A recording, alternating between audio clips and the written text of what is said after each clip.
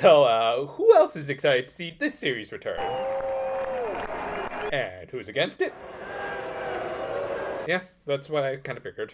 I mean, I get if people don't care for this series, but as I always say, variety is the spice of life, and I'll be damned if I let this genre become one over-homogenized blob, which is rather appropriate considering what we'll cover for today. Yep, we've got a fun little crossover featuring mainly the cast of Gushy Over Magical Girls, but really, it's a celebration of many magical girls and some other shows that we'll get to. This book was originally released at Comic Market 104 back just a couple months in August. It was written by an author named No Nagite, who, as far as I can tell, is still kind of new to the Doujinshi market. In fact, this seems to be only their third book so far, with their first two being just a couple of Delicious Party Precure Doujinshi, featuring an older Yui and Kokune, after the latter found the former passed out drunk on the streets. Gachi Zero's victim count just keeps rising. Also, I probably should pick up those books later, because this page alone has piqued my interest for, I remind you, Delicious Party of all things.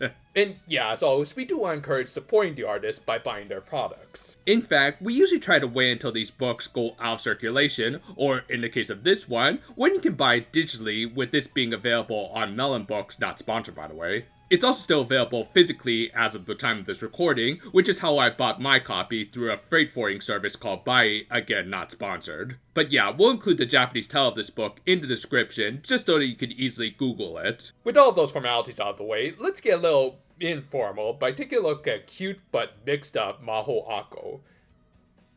Yeah, that's the translation that Google Translate gave me, but really I think it should be more like cute but fun.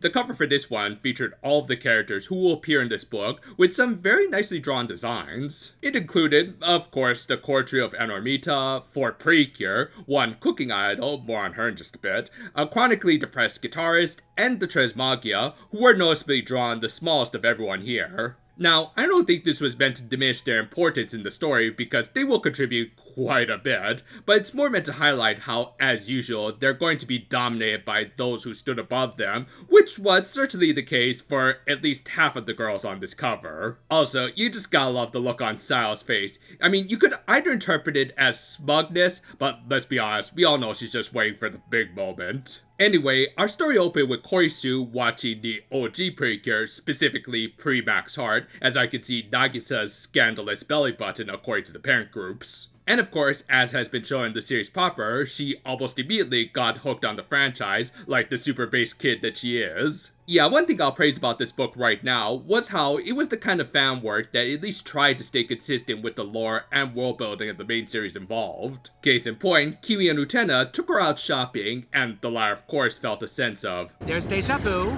there's language processing, there's deja vu. Granted, that was a bit more of a typical department store toy shop, and not a specialty otaku shop like Animate, in the mecca of the hobby, but semantics. Anyway, they went to the figure section, and of course looked at the Precure statues. Which I will unfortunately have to deduct points for, as at least after Haguto, these figures have never looked this high quality. But yeah, they looked at statues of Delicious Party, Kira, and interestingly enough, cooking idol Mai-chan, which yeah, I didn't know who the hell that was until I read this manga. Okay, so cooking idol I My Mine was a short format series that ran on the NHK, with each episode being only about 6 minutes each, and also featuring a short live action segment with the VA of the titular character Haruka Fukuhara. And because of that short and easy to produce format, it ran for 4 years, totaling 305 episodes. And yeah, while not listed as such, I guess you could count this as a magical girl anime, magical mascot, rival character. It at least passes the I and Utena test. Though probably the most interesting aspect about the show, at least from a meta standpoint, was Fukuhara, who was 10 when the series started and 14 by the time it ended. Flash forward about a decade to the present, and not only has she continued to be a hybrid voice actor and live-action performer, to the point that she has played both the anime and live-action versions of Tsubame Koyasu from Kaguya-sama, but she also has now played a more proper cooking magical girl. Oh, and by the way, this was Mine's catchphrase. みんなも作ってアラモード Coincidence? I think not! I mean, honestly, I think it would have made more sense if she had played the pink lead, but at the same time, Himari remains the best squirrel girl, so that's good enough for me. And yeah, it is kind of funny that Fukuhara would essentially be casted as a reincarnation of Mai-chan, in spite of the fact that 4 years later, she doesn't sound anything like her, and yet I'm willing to bet the toy tried to make her sound like her. Anyway, this gave the two an idea that again was a good callback to the series proper, as the next day, they lured out the Tres Magia and introduced them to their not-so-little toys. Yep, Utena had brought to life figures of Nagisa and Honoka, which she has been shown to be able to do when she made a figure of Azure come to life, and even imitate her voice and power of flight based on what she had seen out of her through their battles. Thus, it would stand to reason that as long as she has a clear image of their general traits, she would be able to create the most life-size models of the OG Precure, complete with catchphrases that probably even sounded like Yokohona and Yukana. I mean, come on, if Precure did exist in their world, you'd know she'd be watching everything from that franchise, and would absolutely be one of the types who would shame normies like Haruko for not doing their homework. And as for recreating their abilities, well, again, a lot of Utena's powers are based on her imagination and/or delusions, so yeah, I think she would be able to potentially recreate the planet-busting magical girls, or at the very least make them way stronger than the Tres Magia. Thus we got a brief, but still really well-drawn beatdown, complete with Enormita cheering them on, including Kiwi, who, yeah, I'm not sure if she would cheer magical girls on, even if they weren't real and on their side, but whatever, it was cute.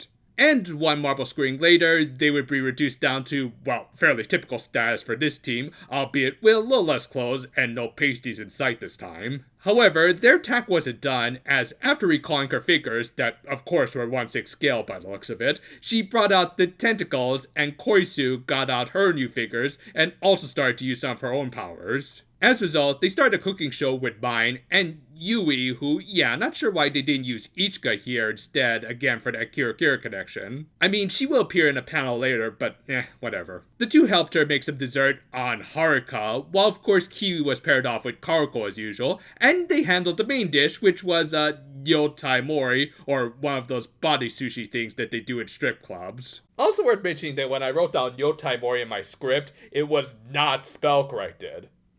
What base mofo made this a part of the English language?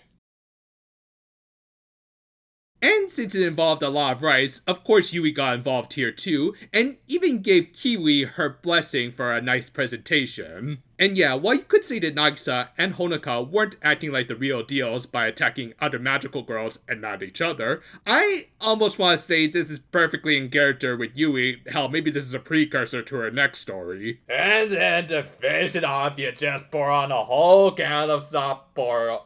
Hey, who drank all of this? Oh, right, it was me. Yeah. Ow. With that, the only one left was Sayo, who of course was waiting to be turned into the appetizer, but Utena decided to do something different and put a pink kimono on her, and yeah, okay. I did most of the scanlations for this book, but if you think I'm going to translate that wall of text, no, just no. To summarize it, Utena had brought a few Demon Slayer cosplays and had dressed up Sayo as Nezuko, and of course was gushing over the demonic and somewhat magical girl, I guess. Though apparently she also bought a Mitsuri cosplay, which yeah, would work a lot better for Sayo's proportions than Nezuko. That is, unless we're talking about Demon Nezuko, though in that case you would need the horn plus all those flower markings, and fuck, she's got me doing it too. Anyway, with Ichika's help, Korisu put the finishing touches on their dishes, which, yeah, I'm not gonna show everything, besides the best part of this book, that smug-ass grin. However, I guess someone wanted to add one more charm in the form of Hitori Goto, aka Bochi. I'm guessing Korisu just finished up her model kit, but yeah, to prevent her emo-ness from ruining the food, Utena slapped her love away onto Sayo, who actually looked tastier with Bochi's sludge. With that, they started to enjoy their meals, and again, I'm not going to show much of this stuff other than Kiwi just wholesomely enjoying some sashimi with soy sauce out of a very small container, which, yeah, would be kind of gross to eat out of in real life, but you do you, girl. And Utena being a surprisingly sloppy eater and telling Haruka not to move too much or the food would fall off. By the way, didn't you all bring some cherries with you, so where did you put them? And of course you would put them there. However, Korisu didn't eat anything, probably because she didn't want to get diabetes, and also she was tired, so the Doujinshi just kind kind of abruptly ended with the girls wrapping up their meal and I guess leaving the Magia to figure out things for themselves. We also got a few story ideas for the future, like a Valentine story between Utena and Haruka, Iruha cosplaying as the villainess for some reason, and oh god, Haruka and Korisu versus Fallen Sky. Well, at least they can do something more with her than the actual show did. But yeah, this was a fun little what-if scenario, clearly written by someone who's a fan of Mahoako, and also the magical girl genre in general. It took full advantage of the established lore of the former, and brought in some obvious and yet also some fairly deep cuts for cooking magical girls in order to serve up the Magia. About the only thing I could kind of complain about was that sudden ending, but fanworks do get a little leeway, plus it is at least in keeping with the spirit of the original.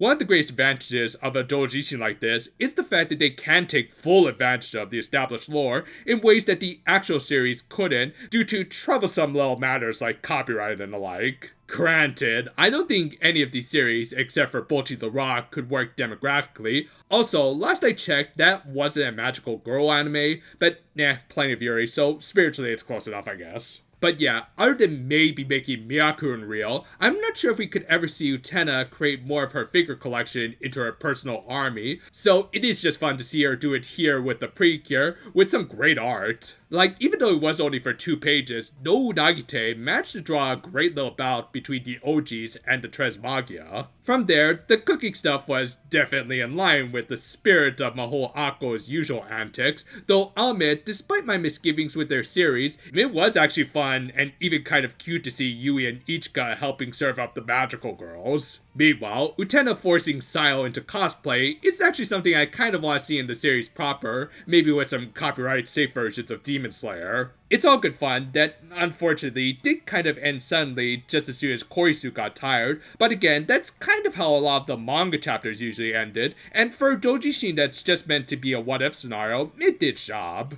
Because overall, this is just a great manga with some great drawings and coloring, like seriously, good on this artist for doing some great shading, and even some good food prawn alongside the other kind of prawn. We might revisit this author sometime in the future if they make another book like this, or hell, maybe we will actually pick up that book where Yui goes to AA. Thank you for watching, and yeah, happy Halloween, as I think I should be able to get this out on time. Again, kind of wish we could have done more videos this year, but we also decided to cover more weekly series this year, so yeah, it just didn't quite work out. That said, doing villain videos are fun, be it for Mahoako, which will be getting a lot more series proper to review very soon, or talking about Precure villains, which we might do a bit more of soon. So look forward to all of that. Until then though, farewell for now my friends, and ooh, trick-or-treaters.